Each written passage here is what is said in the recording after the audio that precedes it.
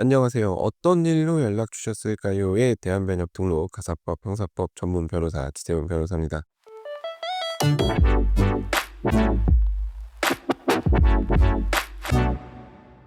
자, 오늘은 다시 한번 아파트 하자 소송과 관련된 얘기를 해 볼까 합니다.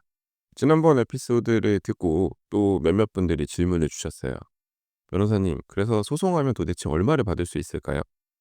뭐 이런 질문을 주셨는데요. 오늘은 그에 대한 얘기를 간단히 해 볼까 합니다. 사실 소송에서 대략적으로 얼마를 받을 수 있을지는 아파트 홈페이지에 올라온 입주자 대표 회의와 법무법인 사이에 체결된 계약서를 보시면 잘 알 수 있어요. 이제 대부분의 아파트의 경우 200, 250, 300 뭐 이 정도 구간을 나눠 가지고 성공 보수율을 좀 다르게 잡거든요. 9, 10, 11 혹은 뭐 9.5, 10.5, 11 아니면 8, 10, 12 뭐 이렇게.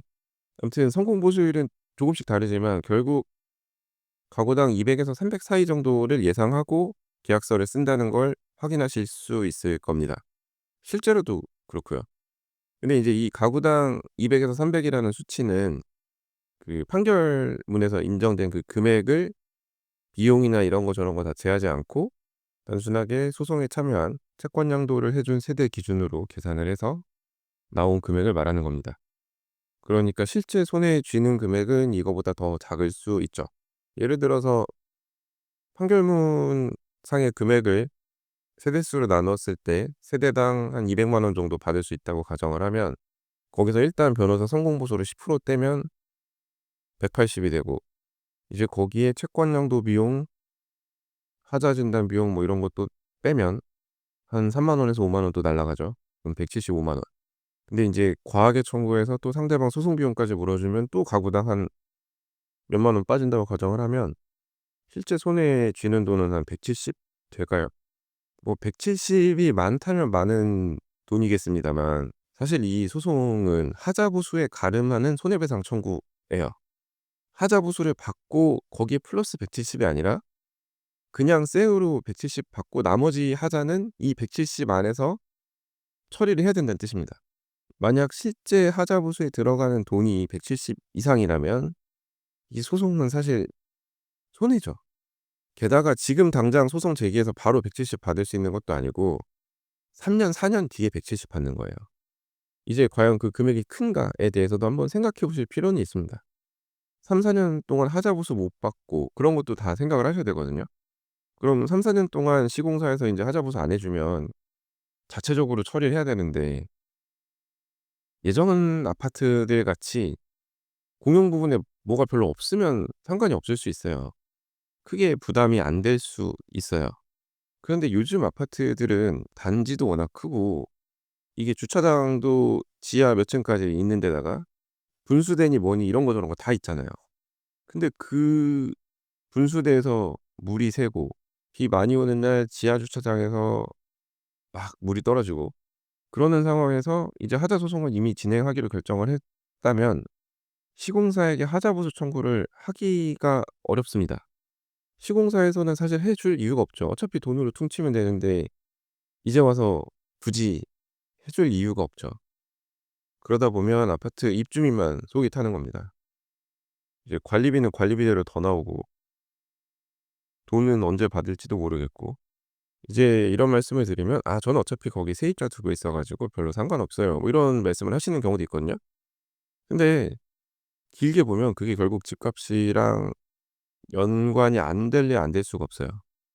그 아파트 하자 소송 잘못해 가지고 하자 보수도 제대로 못 받고 시공사가 손 떼고 다 떠나 가지고 자기 돈 내 가면서 "아파트 고쳐야 된다더라."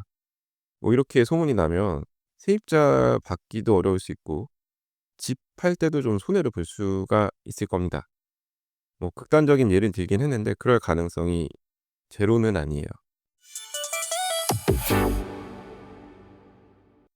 그래서 사실 하자보수 소송을 진행하는 거는 신중하게 결정을 해야 되는데 특히나 요즘같이 공용 부분에 이것저것 뭐가 덕지덕지 많이 붙은 아파트들의 경우에는 정말 신중하게 결정을 해야 되는데 이게 다들 뭘 해야겠다는 강박관념 비슷하게 있는 건지 아니면 진짜 이게 입주민들에게 도움이 된다고 생각해서 그러는 건지 하자보수 소송을 밀어붙이는 곳들이 종종 있어요. 옆에서 부추기는 쪽도 문제긴 합니다. 이게 하자보수 소송 같은 경우에는 이제 사용검사일로부터 1 년이 지날수록 인정되는 금액에서 5%씩 깎여요. 판결문을 보면 1 년당 한 5%씩 깎이거든요. 그래서 이 점을 가지고 '하루라도 빨리 소송을 제기를 해야 된다.' 그리고 2년 전에 소송을 제기하면 전유 부분 하자에 대해서도 책임을 물을 수 있으니까 그것까지 다 포함을 시켜 가지고 소송을 해야 된다.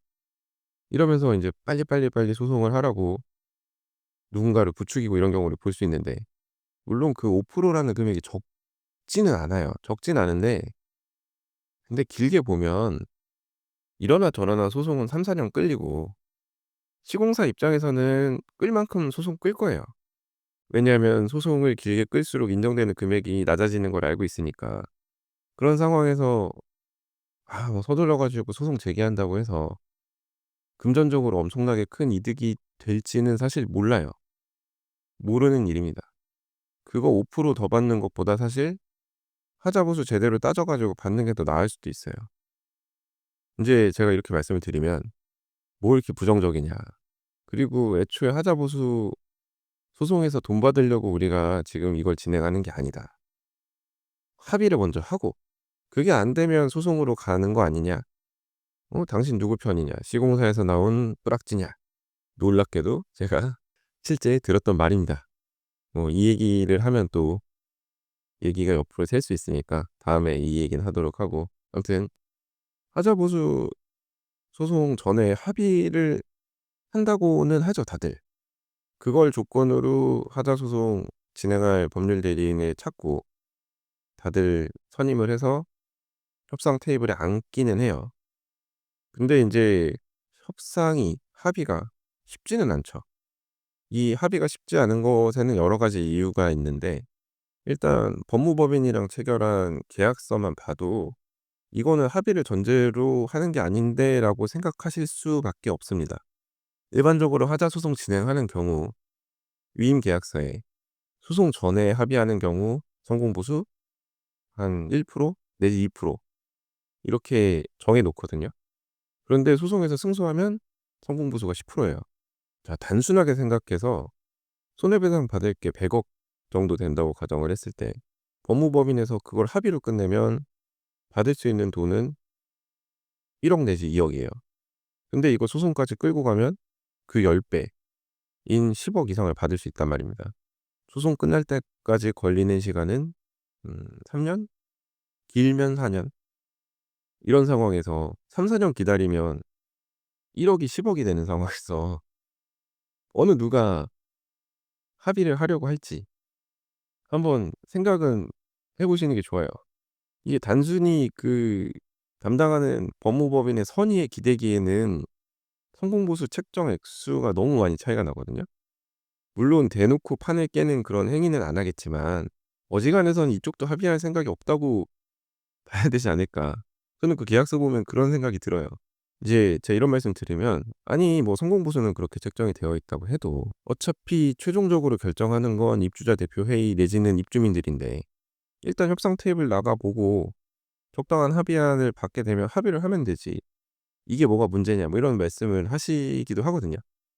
그런데 인제 대부분의 위임 계약서에는 소송 전 내지는 이제 소제기 후 감정 전 합의하는 경우 몇 프로 이상의 금액으로만 합의를 한다 이렇게 적어 놨어요. 보통 60%. 자, 이렇게 60% 라는 하한선을 적어 놨기 때문에 합의를 그렇게 또 마음대로 할 수 있는 구조도 아니에요. 자, 예를 들어 보면 하자보수 업체에서 하자 리스트를 쫙 뽑았어요. 그래서 그걸 바탕으로 계산을 한 금액을 가지고 시공사랑 합의를 시도합니다. 그런데 인제 이쪽도 최대한 돈을 많이 받으려고 하자 리스트를 잔뜩 뽑았겠죠. 이게 정말 인정이 될 것 같은 것만 딱 골라 가지고 뽑지는 않습니다, 솔직히 말해서. 그러면 인제 이 리스트를 뽑았을 때 시공사가 그중에 60%를 인정해 줄 가능성이 얼마가 될지를 봐야겠죠. 근데 인제 보통 판결문 살펴보시면 아시겠습니다만 청구 금액의 40% 에서 60% 사이가 인정이 돼요. 그러니까 진짜 다퉈 가지고 60% 정도 인정이 되는 경우도 있지만 40%만 인정이 되는 경우도 있어요. 이런 상황에서 시공사가 과연 청구한 것의 60% 정도 되는 금액에 소재기 이전에 합의를 해 줄지 또 생각을 해 봐야죠. 설령 시공사에서 60%에 해당하는 금액을 제시를 해도 이거 소송까지 끌고 가면 70% 80% 정도 기대해 볼 수 있다라는 얘기를 안 하지는 않겠죠. 보통 70% 정도 제시를 받으면 합의를 하라고 권하긴 할 겁니다. 아무리 성공 보수가 10 배가 차이 나고 어쩌고 저쩌고 해도 70% 제시받았는데 그거를 가지고 소송까지 끌고 갔을 때 "우리가 더 유리합니다."라고 하기에는 그 담당하는 법무법인이 지는 리스크가 상당히 크기 때문에 청구하는 것에 한 70% 정도 받을 수 있다고 하면 아마 정말 합의가 될 수는 있을 것 같아요. 근데 이제 거기에 미치지 못하는 경우에는 "일단 소송까지 가시죠."라고 할 가능성이 높습니다. 근데 인제 소송까지 갔을 때 성공 보수가 10 배가 뛴다는 사실, 그리고 지금 받는 200만 원과 나중에 받는 200만 원의 그 가치 차이가 얼마가 될지도 사실은 생각을 해 봐야 되는 부분이죠. 그런데 아무리 생각해 봐도 시공사 입장에서는 당장 급하게 합의를 해줄 필요가 1도 없어요. 막말로 시간 질질 끌다가 소송까지 가서 판결 나면 그때 가서 금액 지급하면 되는데, 그리고 진짜 운이 좋으면 저쪽 청구하는 금액의 한 40% 정도로 막을 수 있는데 굳이 나서 가지고 막 급하게 합의를 할 이유는 많이는 없다고 생각을 합니다. 물론 아파트마다 하자 상황이 다르고 뭐 그런 것들이 있긴 한데, 자 생각해 보세요. 소송이 일단 진행이 되면 시공사 입장에서는 AS에서 손 떼도 되고, 근데 귀찮게 막 거기 신경 안 써도 되잖아요. AS는 진짜 제대로 될 때까지 해 줘야 될 수도 있는데 그냥 돈으로 막는 게 어떻게 보면 싸다고 생각할 수 있어요. 그리고 그 돈도 뭐 지연 손해금이나 이런저런 것도 고려는 해 봐야겠습니다만 어쨌든 소송을 길게 가져갈수록 입주민들에게 불리하고 시공사에게 유리한 구조이긴 하거든요. 아무튼 그렇습니다. 근데 이제 이런 얘기를 진지하고 자세하게 하면 "당신 시공사에서 나왔지?" 뭐 이런 얘기를 듣기 딱 좋기 때문에 조심은 하는데, 차라리 뭐 제가 시공사한테서 돈 받고 이런 얘기를 할 수 있다면 더 시공사 편에서 자세하고 입주민들 불안하게 만들 수 있는 얘기를 할 수 있을 텐데 뭐 이런 생각도 하거든요. 근데 이제 또 그런 건 있어요 분명히. 이게 시공사 쪽에서도 AS에 소극적인 경우가 많죠. 그러니까 인제 소송을 제기하는 쪽에서는 "어차피 AS 안 해 주는데 돈이라도 제대로 받아야 되지 않겠냐."라고 얘기를 하면서 이제 소송을 진행을 하려고 하죠. 이제 그게 보통 소송을 진행하는 쪽의 논리이긴 한데요. 누구 말이 더 설득력이 있는지는 각자 잘 판단을 하고 생각하셔서 결정하시면 될 것 같아요. 그런데 인제 제 생각을 말씀드리면 요즘 신축 단지들에서 진행되는 그 하자 부수 소송은 조금은 성급한 면이 있지 않나 조심스럽게 얘기를 해 봅니다. 이게 전유 부분 하자 같은 경우는 어쨌든 2년 안에 다 얘기해 가지고 최대한 받을 만큼 받을 수 있잖아요. 그러니까 이제 전유 부분 하자는 넘어가는 게 맞지 않나. 그걸 무리해 가지고 2년 전에 전유 부분 하자까지 포함해서 다 소송을 하겠다고 하는 것이 과연 얼마만큼의 효과가 있는지는 솔직히 잘 모르겠어요. 저도 인제 신축 아파트 입주해서 시공사 AS 센터에 하자 접수하고 수리받고 하는 과정에서 목소리 높여 가지고 항의한 적도 있고 다투지 않은 건 아닌데, 그럼에도 불구하고 일단은 최대한 요구해서 AS를 받고 난 다음에 소송을 제기하는 게 맞지 않나라고 생각을 합니다. 근데 인제 이런 의견을 얘기를 하면 시공사의 뿌락지로 몰릴 수가 있기 때문에 여러분도 조심하시기 바라며 조심스럽게 이렇게 얘기를 한번 해 봤습니다. 자, 오늘 제가 준비한 얘기는 여기까지이고요. 오늘도 끝까지 들어 주셔서 감사합니다. 자, 다음 에피소드에서는 더 흥미롭고 유익하고 현실적인 그런 법률 이야기로 찾아뵙도록 하겠습니다. 이상 대한변협 등록 가사법 형사법 전문 변호사 지태훈 변호사였습니다. 감사합니다.